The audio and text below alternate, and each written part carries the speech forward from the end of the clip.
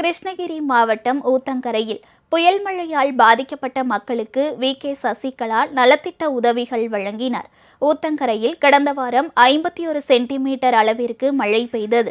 இதனால் ஏராளமானோர் வீடுகளை இழந்து நிவாரண முகாம்களில் தங்கியிருக்கின்றனர். இந்நிலையில் பாதிக்கப்பட்ட மக்களை வி.கே. சசிகலா நேரில் சந்தித்து ஆறுதல் கூறினார். அப்போது 300க்கும் மேற்பட்ட குடும்பங்களுக்கு அரிசி, பருப்பு, மளிகை சாமான்கள் உள்ளிட்ட நலத்திட்ட உதவிகள் வழங்கினார். அப்போது செய்தியாளர்களிடம் பேசிய சசிகலா, இப்பகுதியில் 51 சென்டிமீட்டர் மழை பெய்தும் எந்த நீர்நிலையும் நிரம்பாமல் தண்ணீர் வடிந்து ஓடியிருப்பதாக தெரிவித்தார்.